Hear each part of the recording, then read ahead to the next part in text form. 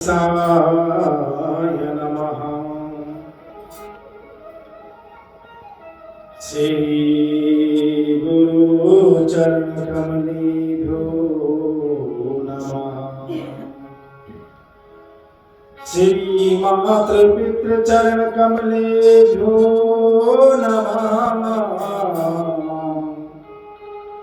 श्री इष्ट चरण कमलेभ्यो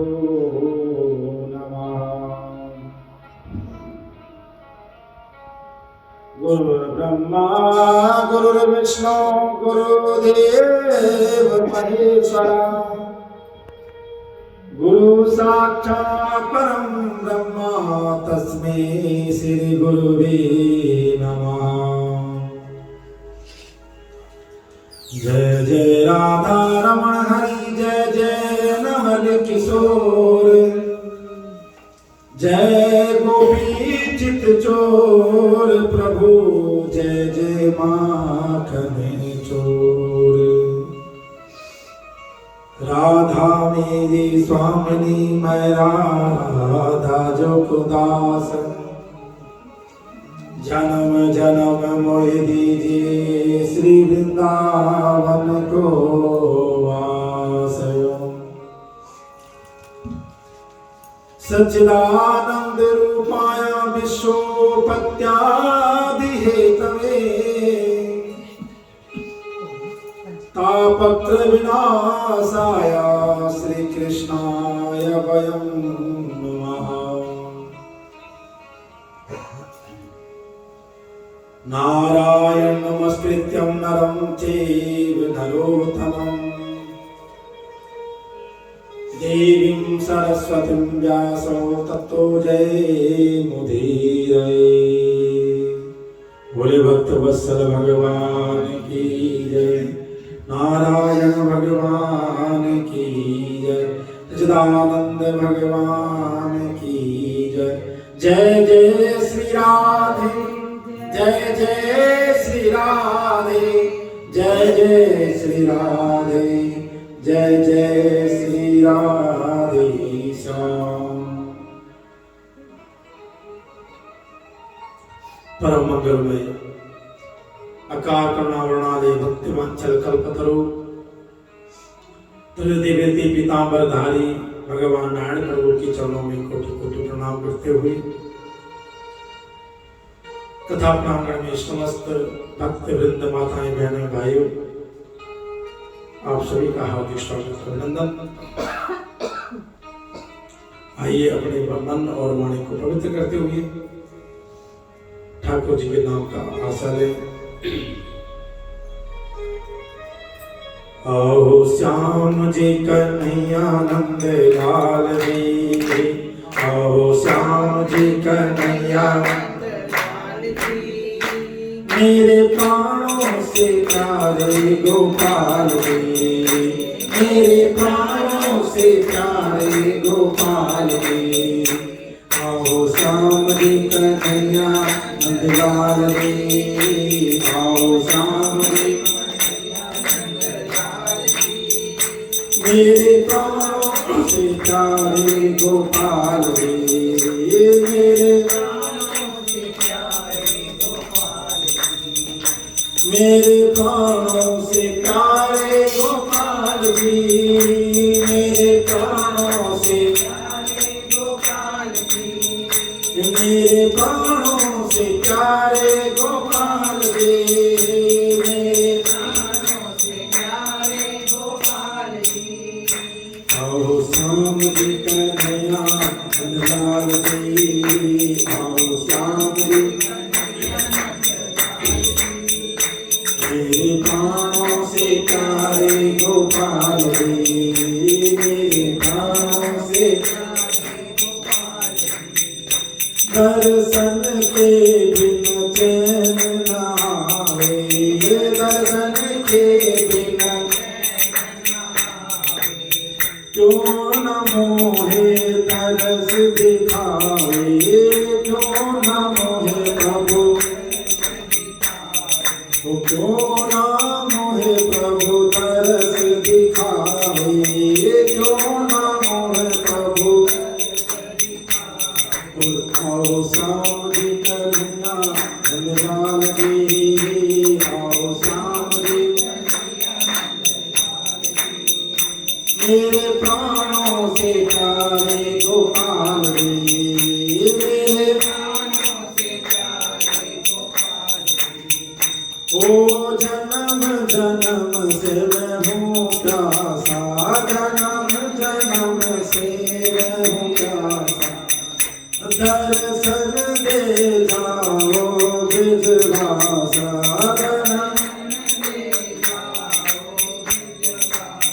ओ दर्शन दे जाओ ब्रिजवासा,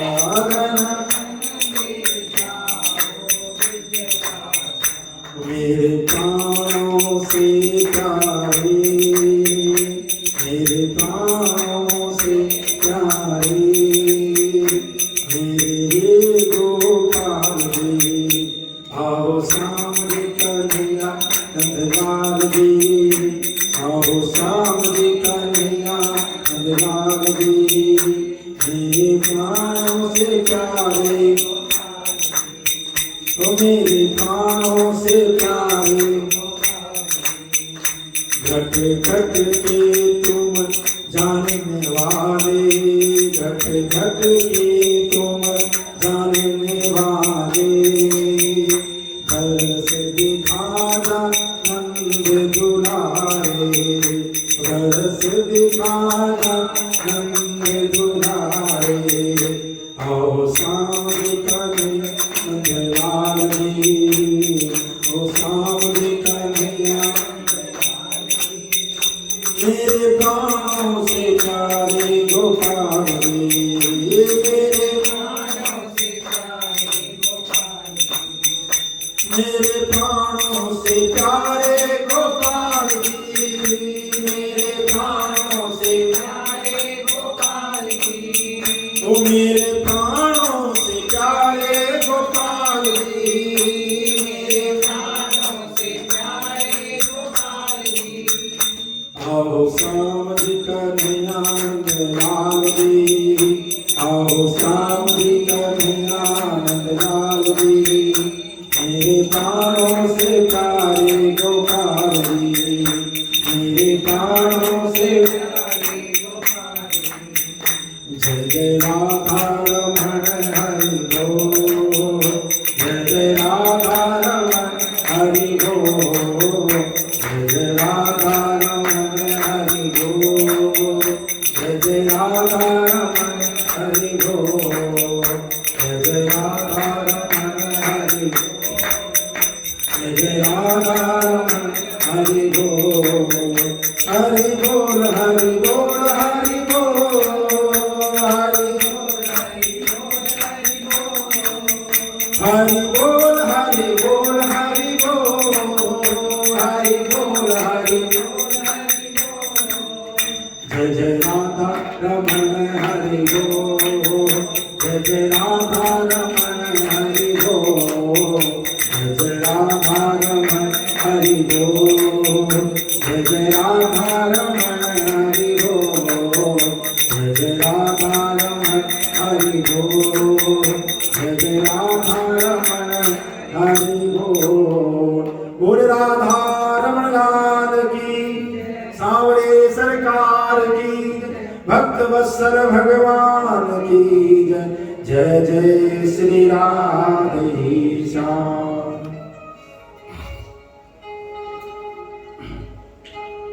परम मंगल में भगवान की ये पावन दिव्य कथा, जो कि मंगलमयी कल्याणमयी और जीवन में कहा कि आनंदमय है। एक आनंद स्वरूप परमपिता परमात्मा ही है, प्रभु का नाम है जो जीवन को आनंद देने वाला है। वह ऐसा नाम जिसका लाभ हम सब लोग ले पा रहे हैं इस कार्तिक पावन पवित्र मास में, है ना। कल दिवाली सबने मनाई है, सब थके हुए भी हैं, फिर भी देखो समय निकाल रहे हैं। ये उस ठाकुर की कृपा है। ये हम लोग कहते कि नहीं, हमसे उठा नहीं जाएंगे या हम कर नहीं पाएंगे। अगर कोई नियम मान लो तो फिक्स हो जाता है, और उसमें भगवान आपका अपना साथ देता है, ये पक्की होगा। कोई रात को 12 बजे सोया, कोई 1 बजे सोया होगा, 4 घंटे के नींद पर उठ गए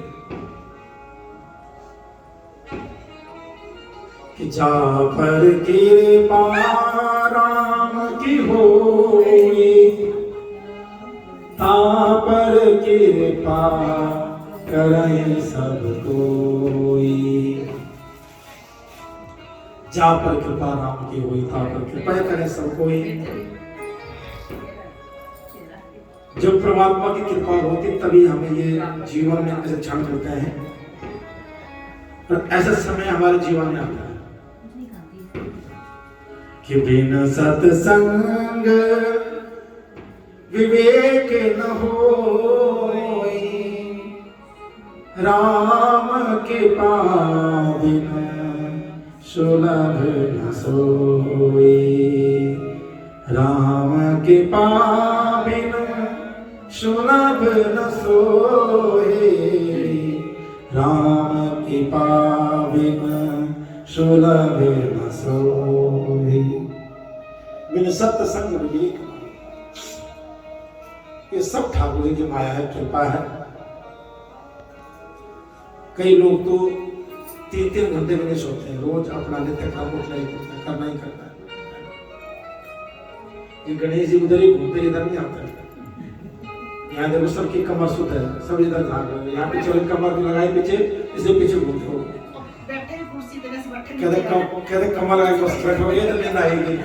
बोलो राधे राधे, उसका जीवन धन्य हो जाएगा। पूरे कार्तिक मास में हम वही करते हैं, रात को देखभाल वही करते हैं यहाँ सारे। तो कल हम लोगों ने कथा श्रवण की थी कि दिवाली महापर्व का विशेष महत्व।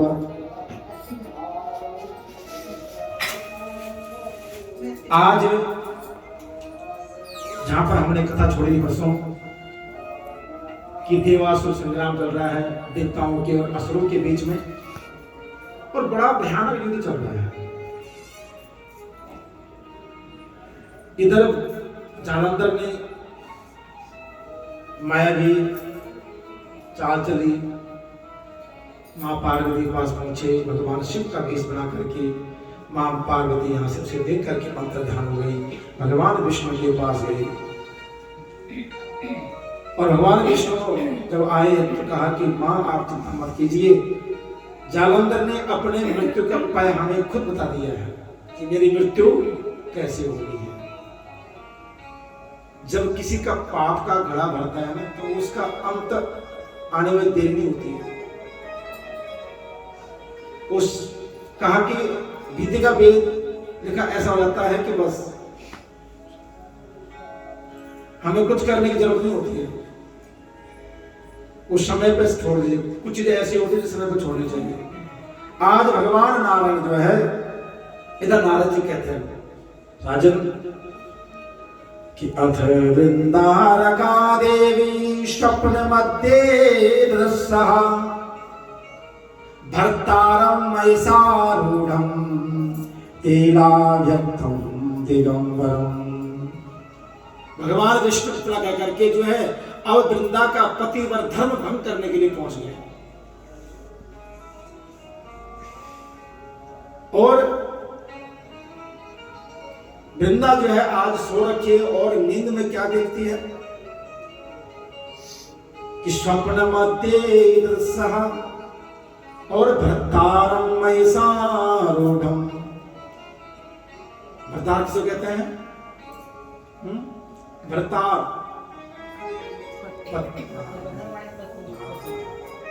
भ्राता कहते हैं भाई को, और भर्तार कहते हैं पति को। अब तो इंग्लिश में बोलते लोग हमारा हस्बैंड है,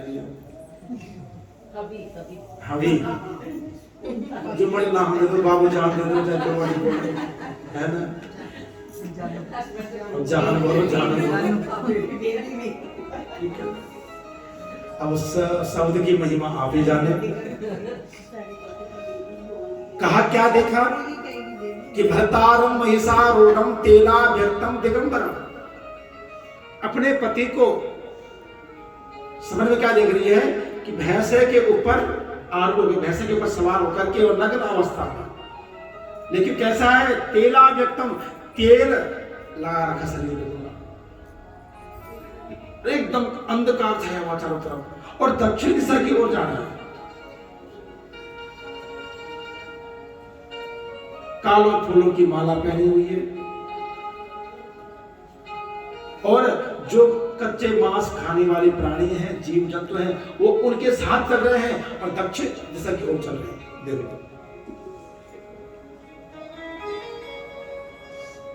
वह जब उसकी नींद खुली, चारों तरफ देखा, कुछ ना दिखाई दिया, लेकिन आज मन में एक अलग सी बेचैनी हो गई है। बड़ा मन अशांत है, बड़ी दुखी है, कहीं घर के अंदर मन नहीं लग रहा।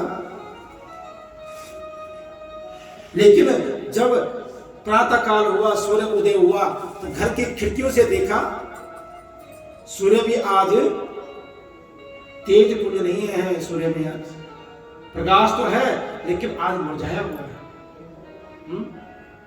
होता है जब बंदा अंदर से परेशान हो, तो जब हम उसके चेहरे पे देखते हैं तो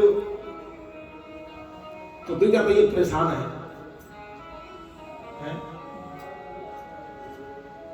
कई बार हम भी यहाँ पर नींद पूरी ना हो, सुस्त होता तो लोग हमारी देवियां बढ़ रही थी, पंडित जी क्या हुआ था, सुस्त लग रहे थे, भैया सब कुछ नहीं है, थके हुए हैं। तो उसका स्वरूप दिखाता है कि हाँ भैया आज कुछ ना कुछ अनहोनी होने वाली है। और ये प्रैक्टिकल कई बार हमने भी ये चीज महसूस की है कि जब आसपास कुछ ऐसी चीज घटने वाली होती है ना, या किसी की डेथ होने वाली हो, या कोई मरने वाला हो परिवार में, तो आपके पास एक अलग सा माहौल में रहता है, थोड़ा सा कुछ अनहोनी जैसी महसूस होती है हर जगह। खाना खाओ तो भी अच्छा लगता है, नींद ढंग से नहीं आती है, सपने भी बड़े अलग अलग से आते हैं। थोड़ा रास्ता दे दीजिए, तो लग सकता है कि अब कुछ ना कुछ अनहोनी होने वाली है। यही आज हाल वृंदा का है। वृंदा ने देखा कि आज सूर्य में भी आज वो तेज नहीं है, वो बल नहीं है, और अब उनकी एक सखी है, उनके साथ निकली है आज कहाँ, बाग में, कि थोड़ा टहलूंगी पार्क में, थोड़ा सा मेरा मन हल्का हो जाएगा। होता नहीं कि थोड़ा सा सैर कर लो, थोड़ा सा ध्यान बढ़ जाएगा, लेकिन नहीं होता ऐसा। कि तत्कष्टान्वितं जिन्निज्वा बाहुरता भयात् मुनेमारक्ष शरणागम तस्य त्याग भासतः। कहा कि एक पार्क से दूसरे पार्क में, एक गार्डन से दूसरे गार्डन में गई, लेकिन कहीं भी उसको शांति नहीं मिली। वो स्वप्न बार बार मन में बेचैनी प्रकट कर रहा है कि पति को नग्न अवस्था में काली फूलों की माला भैंसे पर सवार होकर के दक्षिण की ओर जा रहे हैं। ये तो जीवन के लिए हानिकारक होता है ये स्वप्न जो है। कभी कभी जो है कोई स्वप्न दिल को दहलाने वाला होता है, डराने वाला होता है। वृंदा इधर इधर घूमती हुई नहीं, कहीं सुकून नहीं मिला, और जब दूसरे बाग में गई, दूसरे बगीचे में गई, तो वहां पर क्या देखे, दो राक्षस उसके पीछे पड़ गए और मुने माम रक्ष शरणामां गतास्मि तस्य भासतः। और भाग रही थी, सामने एक साधु दिखाई दिए और जाकर के सीधा साधु गले में लग गई, हे महाराज मेरी रक्षा कीजिए। दोनों भुजाएं जो है महाराज के गले में डाल दी और कहा कि रक्षा कीजिए राक्षसों से प्रभु। अरे आप संत हैं, आप तेज से कुछ कर सकते हैं। और संत महाराज ने यूं हाथ किया, राक्षस वहीं रुक गए। कहा महाराज इनको भगा दीजिए, ये मेरे पीछे दौड़े हुए हैं, ये खाएंगे, मुझे मारेंगे। संत ने जगह छिटा मारा, उन दोनों को वहीं से अंतर ध्यान कर दिया। भोले भक्त वत्सल भगवान की। वह संत वहां पर अब साधना कर रहे हैं। संत बैठे हुए हैं। आज वृंदा ने बड़ा दुख अपना जताया संत के सामने। प्रभु, मुझे लगता है आप बड़े शक्तिशाली हैं, तेजस्वी संत हैं। आपने एक जल के छिटे से, एक इशारे से उन राक्षसों को भगा दिया है। अच्छा, मैं एक प्रश्न आपसे करना चाहती हूँ, वो मुझे बताइए कि रक्षिता हम तया घोर ध्यादस्मा कृपानिधे किंचिद दिग्गिद लिच्छामि कृपया तन्न क्षम्यताम्। हे महाराज, मेरे पति ना युद्ध में गए हैं। मेरी ये प्रार्थना है कि आप कृपया करके बताइए कि युद्ध में सब कुशल तो है। उन युद्ध में गए बहुत दिन हो गए और लेकिन उनकी कोई खबर नहीं आई अभी तक। लेकिन मैंने आज सपना ऐसा देखा है प्रभु, और युद्ध छोटा मोटा नहीं है। भगवान रुद्र के साथ युद्ध हो रहा है, भगवान शिव के साथ है, और उनसे जीतना बहुत मुश्किल है। कहीं मेरे पति मृत्यु को प्राप्त नहीं होंगे। आप त्रिकालदर्शी हैं संत, आप बताइए कि मेरे पति कैसे हैं। नारद जी कहते हैं राजन कि मुनिस्तत्वाल मार्कंड्य कृपयोर्थम अवेक्षता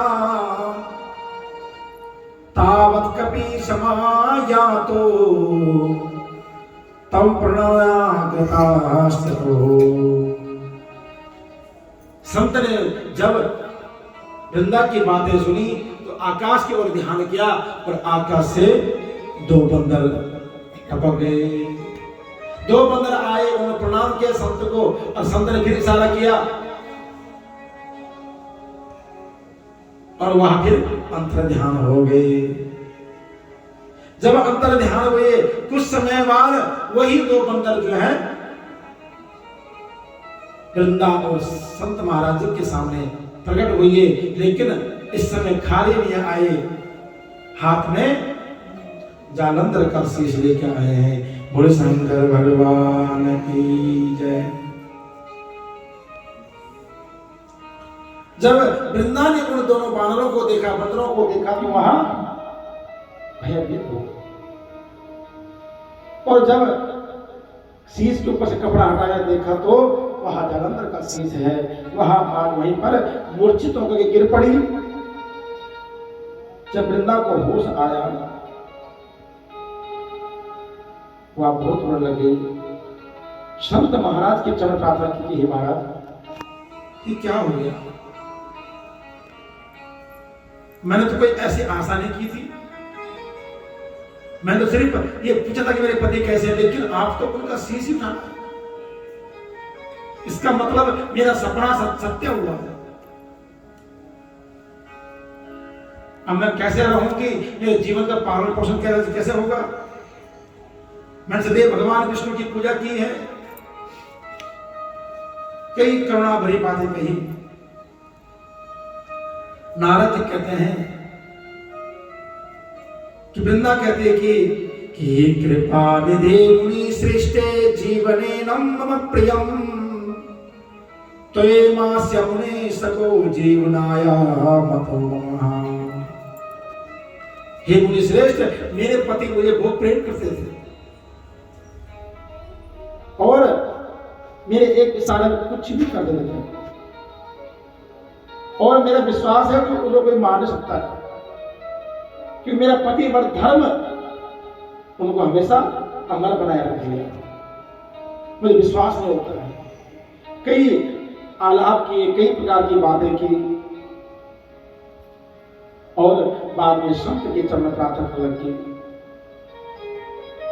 कि नायं जीवायतं शक्यो रुद्रेणानियतो युधि तापि तत्कृपावृष्टायेन संजीवयाम्यहम्। प्रार्थना की, महाराज आप तो त्रिकालदर्शी संत हैं, और संत चाहे तो कुछ भी हो सकता है। मेरे पति को जिंदा कर दीजिए, मैं इनके बिना नहीं रह सकती। आप किसी न किसी तरह से इन्हें जीवित कर दीजिए प्रभु। और संत कहते हैं भैया ये रुद्र के हाथ मारा गया है, इसलिए इसका जीवित करना बहुत मुश्किल है, फिर भी मैं कोशिश करता हूँ। तथापि तत्कृपाविष्टम येन संजीवयाम्यहम्, इसके अंदर जीव प्राण में जरूर अवश्य कोशिश करूंगा। और वृंदा ने हाथ जोड़ करके प्रार्थना की है, अपना इष्ट आराध्य ध्यान कर रही है। और अब संत महाराज जी वहां से अंतर ध्यान हो गए। भोले भक्त वत्सल भगवान की जय। जैसे ही अंतर ध्यान हुए कि इत्तान हृदये विप्रा सागरं सानंदनम वृंदावालिनं तत्रं चुंबते प्रीतिमानसा। और जालंधर वहीं पर प्रकट हो गया। भोले शंकर भगवान की जालंधर अपने स्वरूप में वहां प्रकट हो गए। जैसे प्रकट हुए आज वृंदा ने उन्हें अपने गले से लगाया, जालंधर ने वृंदा को अपने गले से लगाया। जालंधर आज वृंदा के माथों को चुंबन कर रहा है, प्रेम और स्नेह प्रकट कर रहा है। नारद जी कहते राजन, इधर वृंदा गदगद हुई, आज प्रसन्न हुई, धन्यवाद किया संत का कि हे संत महाराज बड़ी कृपा है कि आज आपने मेरे पति को जीवित करके मेरे पे बहुत बड़ा उपकार किया है। ये उपकार मैं आपका जीवन भर नहीं उतार सकते प्रभु, क्योंकि अकेला जीवन काटना बड़ा मुश्किल है, चाहे किसी के लिए भी हो। एक चीज देखिए ना, जब इंसान का विवाह होता ना, विवाह होते समय ही पति पत्नी अकेले होते हैं, धीरे धीरे उनकी जर्नी शुरू होती है, बीच में बहुत उतार चढ़ाव आता है, बच्चे होते हैं, बच्चे बड़े करने, उनकी जिम्मेदारी, पढ़ाई लिखाई, उसने फिर पति पत्नी अपनी जिम्मेदारी लग जाते हैं। फिर उनके पास वो समय नहीं होता कि एक दूसरे को समय दे पाए, एक दूसरे के साथ कुछ बातें कर पाए, बहुत कम चांस। और ज्वाइंट फैमिली में वैसे भी नहीं हो पाता, 36 काम जिम्मेदारी होती है। लेकिन फिर एक पॉइंट ऐसा होता है लास्ट में कि जहां फिर वो बच्चे निकल जाते हैं अपने अपने रास्ते, और पति पत्नी फिर उसी मोड़ पे खड़े रहते हैं। लेकिन उस समय वो असहाय होते हैं, एक दूसरे की हिम्मत की जरूरत होती है, एक दूसरे की साथ जरूरत होती है। अगर उसमें से एक बंदा निकल गया तो उसके लिए जीवन काटना बहुत मुश्किल है। अकेले जीवन कहा कि जवानी में तो कट जाएगी, बुढ़ापा काटना बहुत मुश्किल है। और सबकी कहानी ऐसी, जन्म होते ही हम बच्चे का पालन पोषण, बच्चे आज सब विदेश चले गए और यहाँ पर रह गए अकेले माता पिता। और जब तक आप शरीर में ताकत है तो आप तो भाग में करोगे, लेकिन जिस दिन आप बुजुर्ग हो गए उस दिन आ जाओगे, बच्चे तो वापस नहीं आने वाले भैया। ये तो पक्की बात है, जो एक बार विदेश चला गया वो वापस नहीं आएगा, आएगा कुछ दिन के लिए, 5-10 दिन के लिए, क्योंकि विदेश का जो काम है ना बहुत फास्ट है, वहां पर टाइमिंग की तो भाई साहब ना पूछे। यहाँ पर आज मन नहीं है, छुट्टी मार दो, नहीं जाना मुझे काम पे, बहाना मार दो, आज बारिश आई जी, तूफान आया, सीधा तो हुआ जी, घर में गेस्ट आ गए जी, कोई मर गया, दादी मर गई, चाची मर गई, ताऊ मर गया, कुछ ही बहाने मार दो, लोग मान जाते हैं। लेकिन बाहर ये कोई नहीं, चाहे बंदा खुद मर रहा हो, वर्ग है तो वर्ग है भैया। हमारे भाई रहते हैं, कई बार तो ये समय आता है कि 15-15 घंटा ड्यूटी करनी पड़ती है, ओवर टाइम करना पड़ता है, वहां पर आप कुछ नहीं कह सकते हो। लेकिन आज वृंदा क्या देखो जरा, मेरा पति जीवित पाया तो गदगद हो गया, प्रसन्न हो गया, और दोनों आनंद विहार करने लगे। और आनंद विहार करते करते नारद जी कहते, नारद राजन, एक समय ऐसा आया, बहुत समय इकट्ठा हो गया, देखो उधर युद्ध चल रहा है, इधर वृंदा और उनके पति। लेकिन पति के रूप में कौन थे ये? भगवान नारायण है।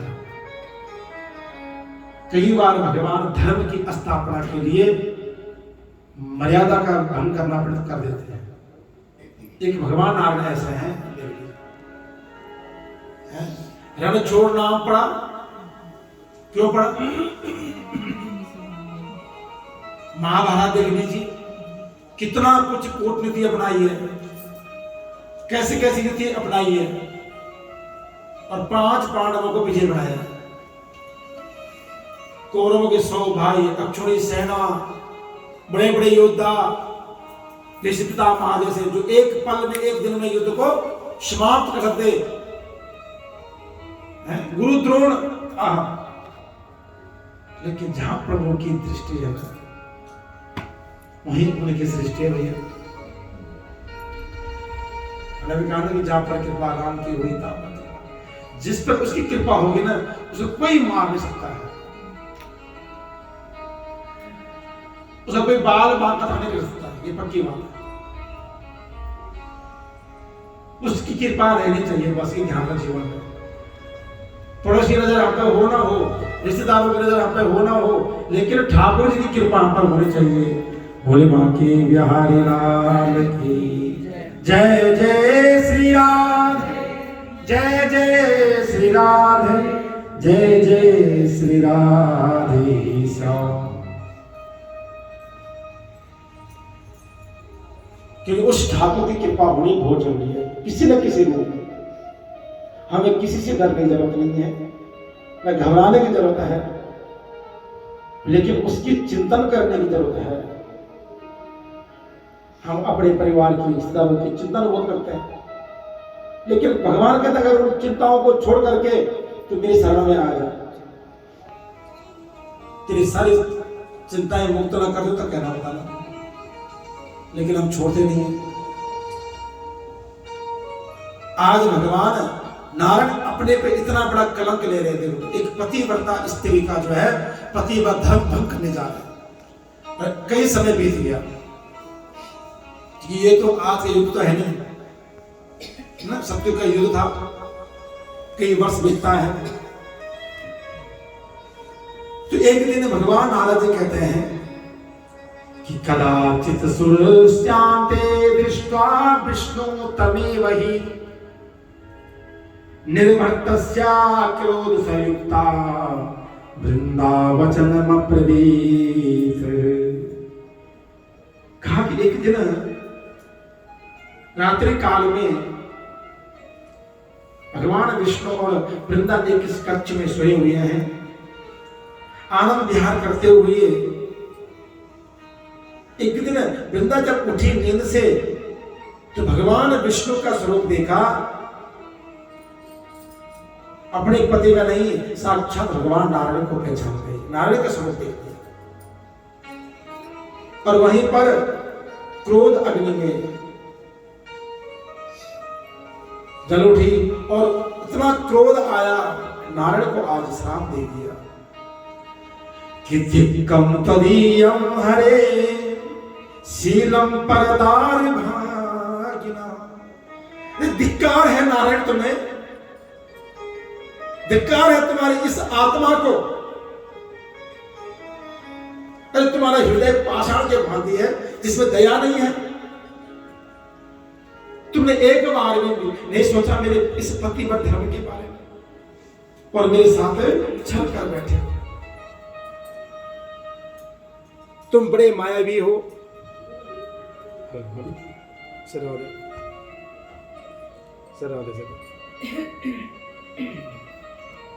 हाल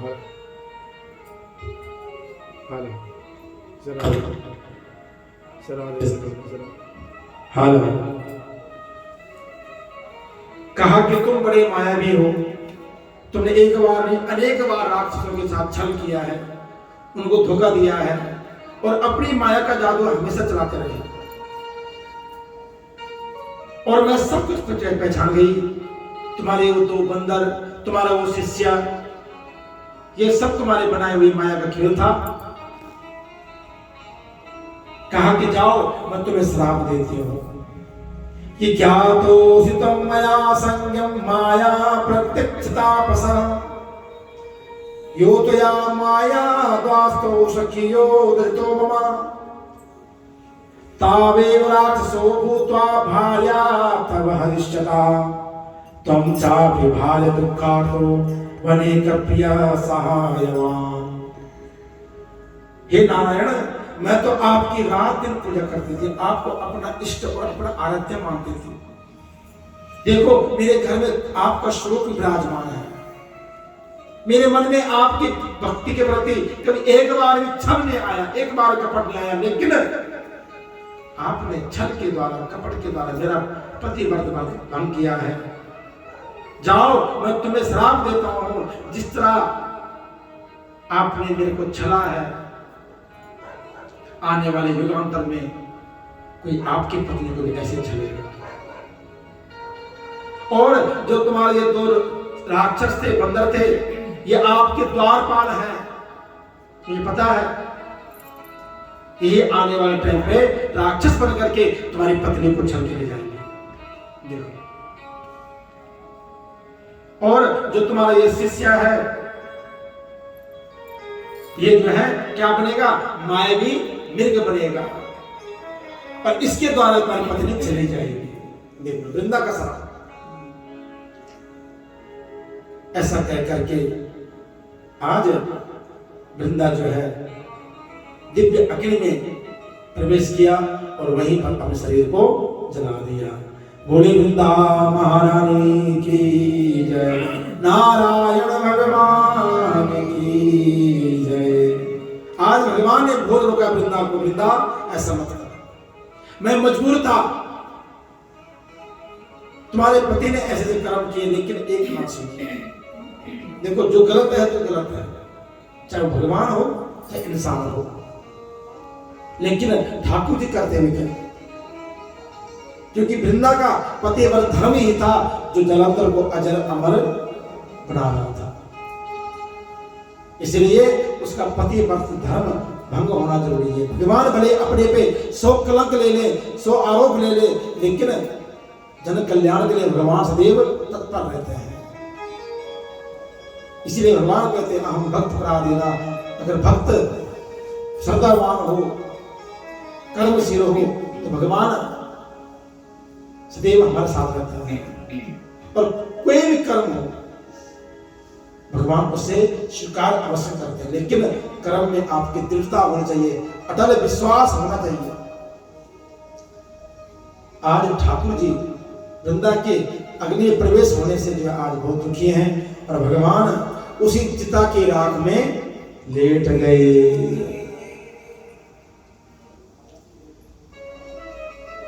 भगवान उसी राग में लेट गए, और इधर संत समाज, वैष्णव समाज आज बहुत दुखी है। भगवान अगर लेट गए तो बहुत मुश्किल हो जाएगा, सारा काम भार देखो उन्होंने संभाल रखा है। भगवान नारद जी कहते हैं राजन, इस प्रकार आज भगवान उसी वृंदा की राख में लेट करके और शुद्ध बुद्ध खो करके न किसी से बातें करते हैं,